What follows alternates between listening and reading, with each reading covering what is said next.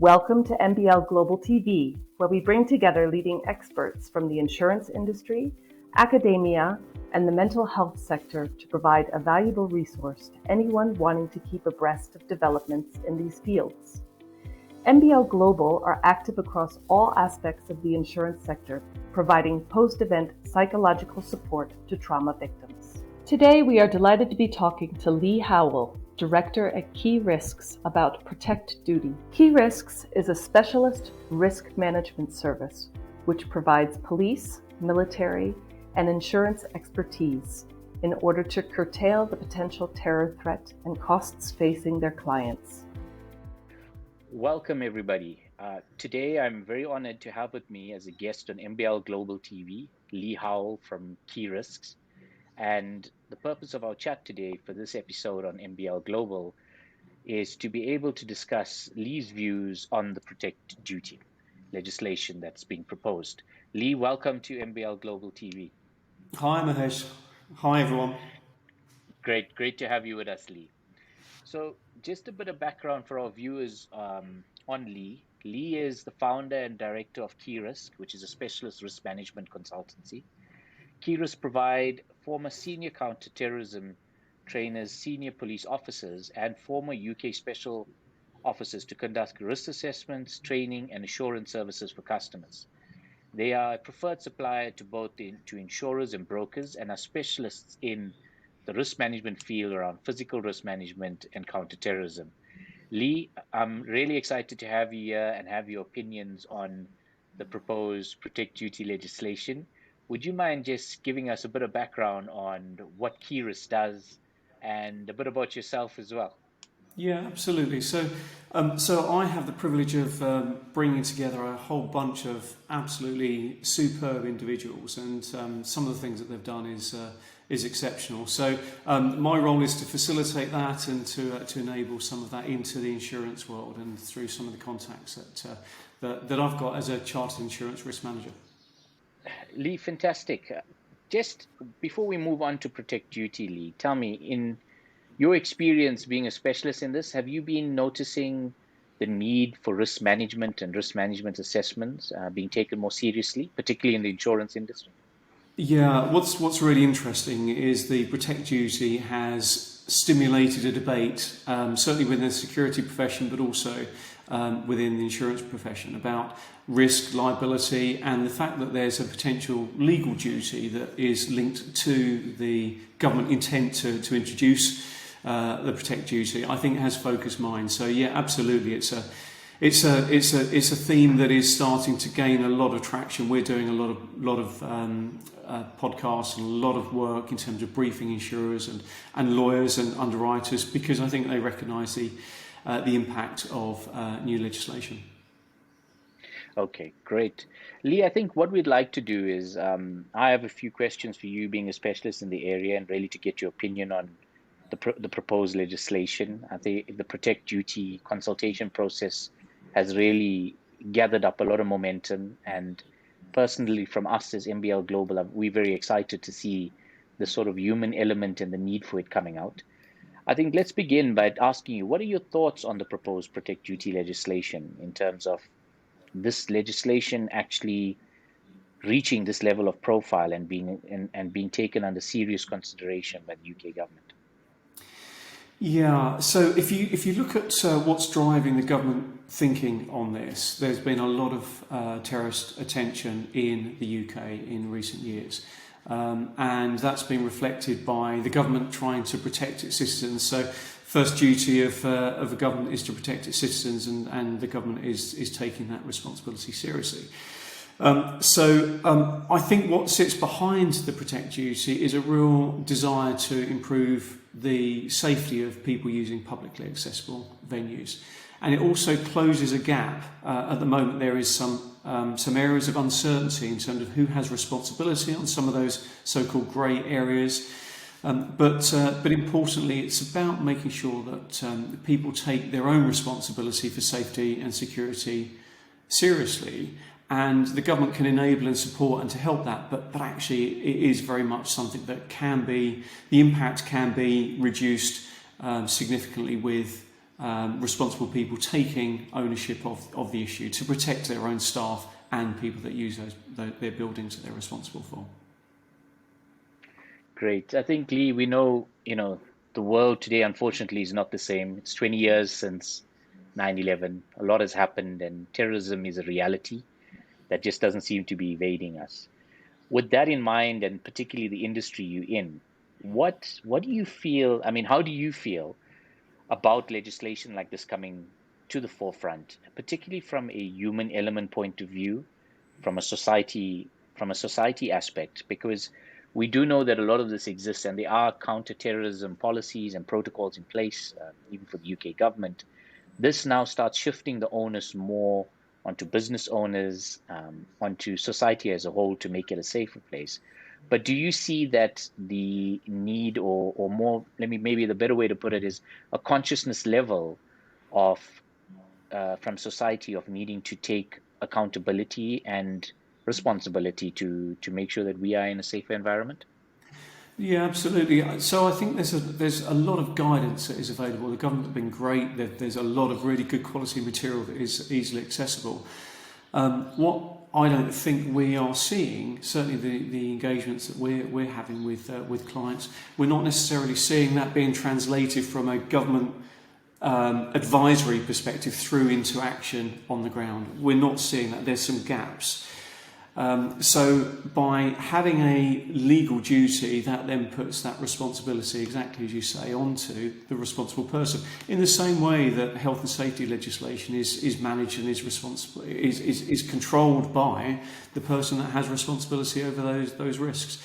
And if you look at the driver for that is a legal driver, but actually it's a human element that is really, really important.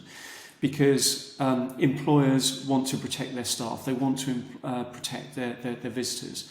Sometimes they just don't know how to do that best when you've got an emerging threat like terrorism that can be seen to be quite complex and quite niche.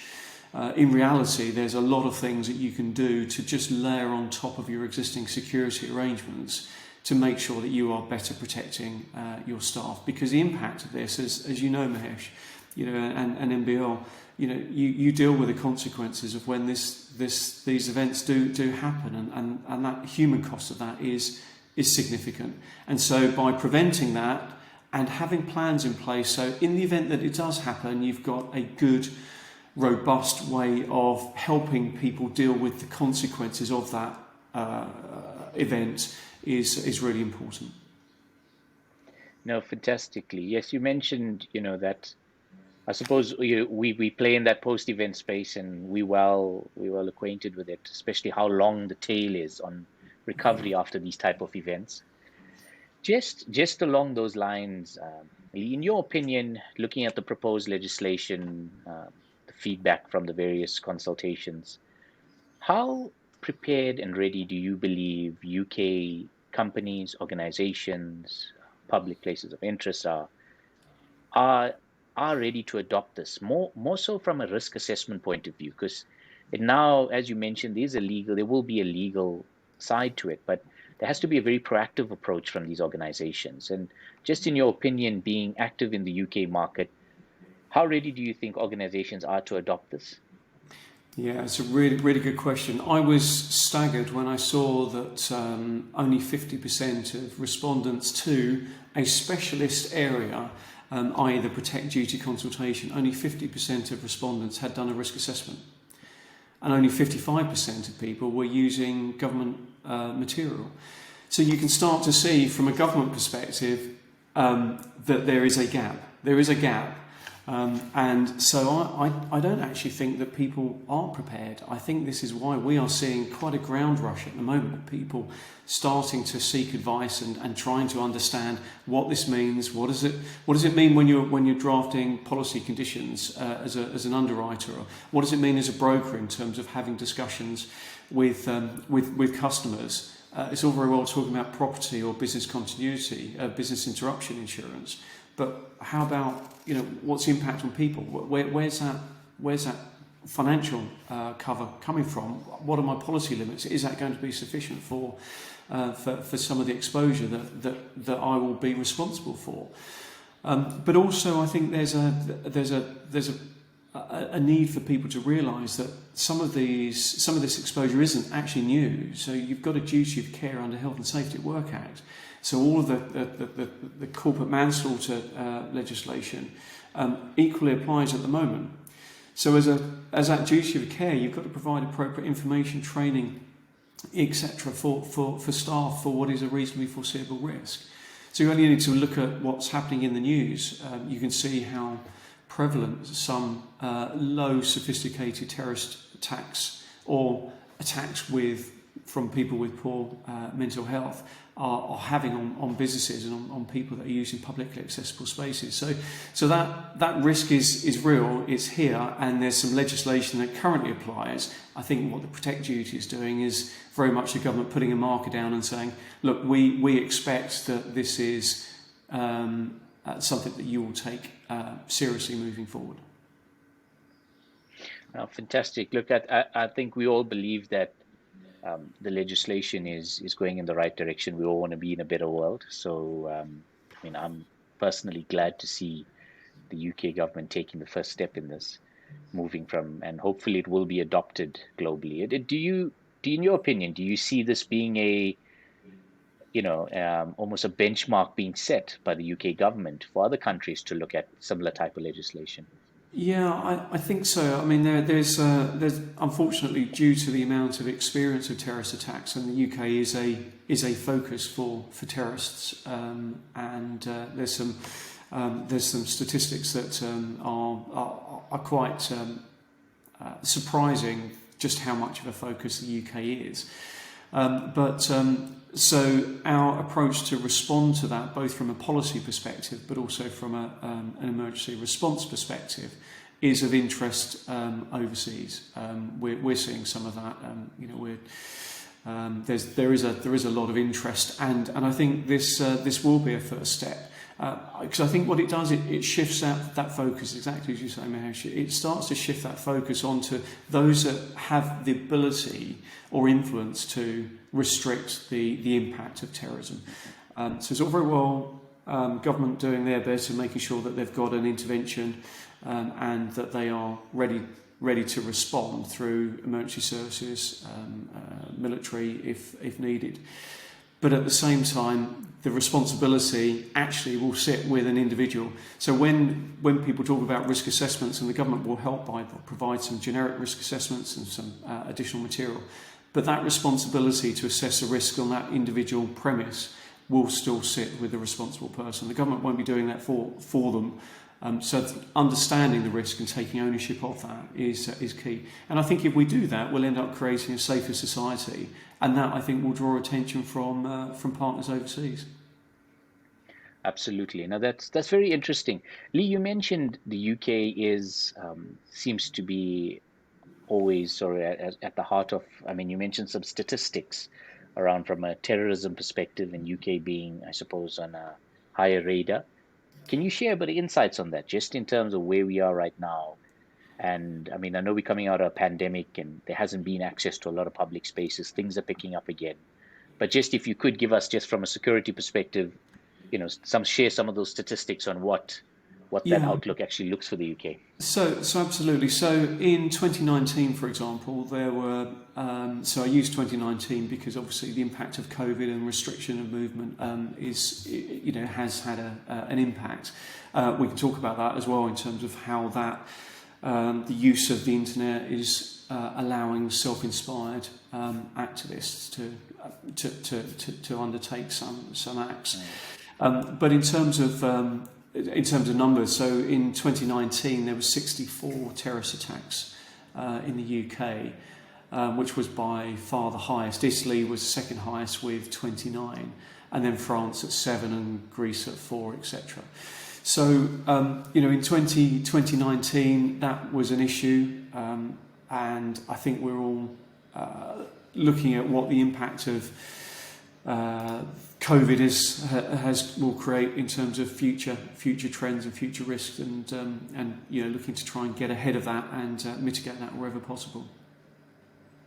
Fantastic. I mean, as you mentioned, Lee, there will be a lot of gaps. The legislation is proposed, and later on this year, I think, looking to be finalized. Are you seeing, though, in the interim, a lot more activity from insurers, clients, and brokers around wanting to be ready for this? Yeah, absolutely. So what I think we're seeing is people recognise that they don't have the knowledge to fill some of this space. And that's difficult from a broking perspective. That's quite difficult when the client or the insured is saying, I've heard about this protect duty, fast forward 6 months, 9 months, a year, when it comes in, I'm now responsible for this protect duty. Is my cover sufficient? Can you help me? The broker needs to be able to say, yes, I can help you, and let me give you some options in terms of how we can meet your needs. Let's be clear what your needs are, and then we can help meet those needs. So I think in order to do that, brokers will need to have access to people that can help. It doesn't need to be expensive. There are all sorts of retaining models and other ways to allow cost-effective ways of drawing in that support when you need it. But we're seeing brokers recognising that there's some gaps in their knowledge, and they want to close those gaps. And at the same time, from an insurer's perspective, clearly compliance issues such as a new legal duty is something that underwriters will factor into policies, and rightly so.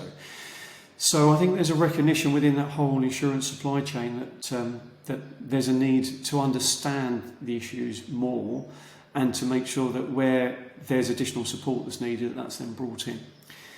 The key bit really will be the clarity is yet to emerge from government in terms of exactly who the protect duty will apply to. What are the thresholds? Consultation, they talked about capacity of 100 people or more, or large organisations employing over 250 people.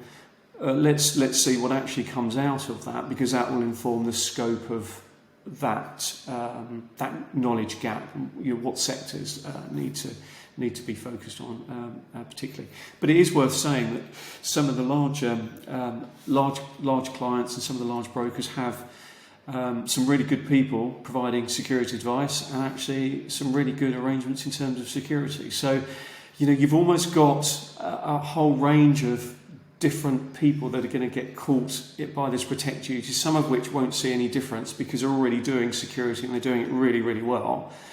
Others that this will be a very new first step for them and will need a bit of guidance, but the proportionality test will be key.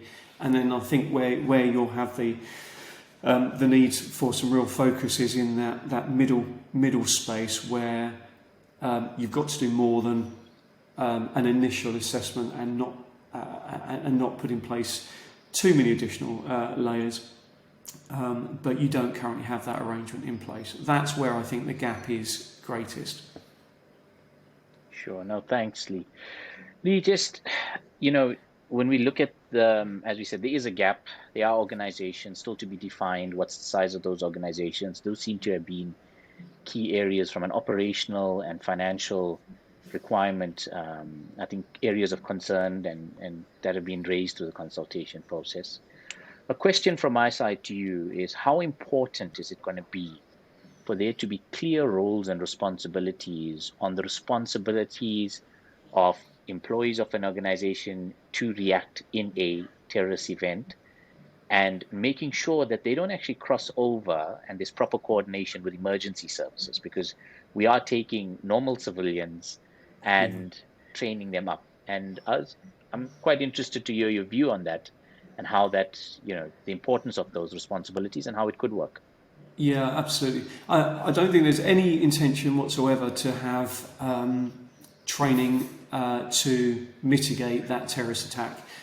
Essentially, what you will have is you will have the response from policing will aim to deal with and neutralise that particular threat.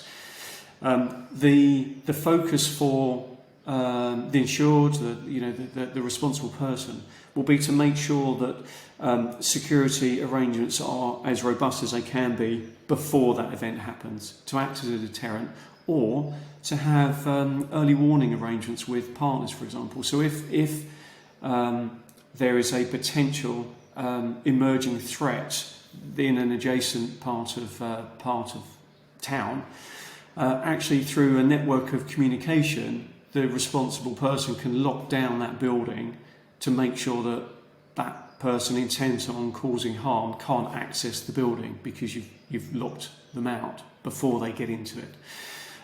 Also having arrangements to make sure you've got good communication, so your policy, so you do your risk assessment, you then have your policy, your security policy in place. So given these range of scenarios, this is what you would do. That clearly then needs to be trained for and assurance provided. But that is about the pre-planning, it's about preventing wherever possible, it's making sure that fire exit doors, for example, are closed so you can't access them from the street. We did a penetration test recently, and it was very easy to get into this particular building because people were using this fire door that wasn't closing properly, and that was a very easy route in. So some of this is about actually using the current arrangements effectively that you have in place. If you've got roller shutters, actually putting the roller shutters down to give you a bit more security in advance of a riot or a civil disorder a threat that might affect the business. So there's a lot of things that you can do, but tackling a terrorist is not in the scope of the protect duty, and it's not something that we would recommend. These are the government's advice is really clear. If you're caught up in a terrorist attack, you should run, hide, and tell. And I think that's absolutely right. Get away from the threat, protect yourself, protect your people. From a responsible person perspective, you've got to make sure that you are acting quickly, decisively, with plans that everybody understands. To mitigate that risk, because if you don't, you're going to have a difficult day in a public inquiry when the questions are being asked, not just did you have a plan, but did the plan work? Did you discharge a duty of care effectively? So the way to do that is to make sure you've got your plan and you've tested it, and the staff know what to do in the event. But that isn't confronting people. That's not something that. So I don't think, Mahesh, there will be that direct. There won't be a direct overlap. What you can do is you can make sure that some of that information is provided effectively as the police attend. But in some parts of the world, you might be waiting for some time for that response. So you've got to work out what you're going to do in the first few minutes, because you're going to be on your own for those first few minutes. And then hopefully, you'll have some support that's arriving, and they know what they're doing. They will deal with that incident. That's very insightful, Lee. I suppose it all centers around this topic of preparedness, and I suppose as we go through it, and the legislation gets defined, I'm sure a lot more detailed questions. But that's a great insight on it. Lastly, Lee, from my side, yourself having been an expert and being involved in many mass crisis events, what do you believe is the need for post-event trauma counseling? And in your opinion, how long has that period been in terms of rehabilitating people, and really the need for it? Being somebody being at the cold front of it, I thought it'd be great to get your opinion on that. Yeah, it's a really key question. The human impact of these events lasts long after the event. Dealing with the event at the time actually is something that is trained for and is dealt with effectively most of the time. But the human impact lasts for years, and for some people, you would never recover fully from some of the experiences that you've been through, especially if you've lost a loved one, or you've seen some things that actually are very difficult to not remember on a regular basis. So that post-incident trauma support is vitally important. That provides a real lifeline for that individual as they continue to progress through their life, and they deal with the human impacts of that terrorist attack. or other negative event that they've experienced. And sometimes people need help and assistance to do that. And actually, I think society is in a place now where actually it's okay to ask for support. We've just got to make sure that some of that support is readily available. And it can be expensive. It can be expensive because sometimes, as you mentioned earlier, Mahesh, the tail of some of these incidents is very, very long. And therefore it can be expensive when you're dealing with not just physical injuries and the consequence of that, but the mental trauma that goes along with that. So vitally important. And I think if you start with that perspective of reducing that impact, then actually your pre-planning will be focused, because you're doing it not to comply with the law. You're doing it because you want to protect people from harm. You want to protect your staff, and if you do that, you'll be motivated. Your staff will be motivated because you're doing it for the right reason, to protect yourself and colleagues. In the event it does go wrong, then actually that support needs to be available, and you need to make sure that it can be relied upon to protect and provide support post-event. That's a great point there, Lee. I mean, preparedness again on a whole. I think I like the fact that you mention, if people in an organization know what the plan is, it probably helps them be more prepared and ability to respond in those type of situations. So thank you for that, Lee. Lee, it has been an absolute pleasure to have you on MBL Global TV. We look forward to having many more discussions with you on insights in and around the related industries, and I suppose as the legislation develops over the next few months. So thank you very much for being our guest and being a part of the show. No, pleasure. Thank you, Mahesh. Thanks, everyone. Thank you for listening to this episode. Please get in touch with us if you'd like to know more about the services we provide, or leave a review if you have any questions or feedback.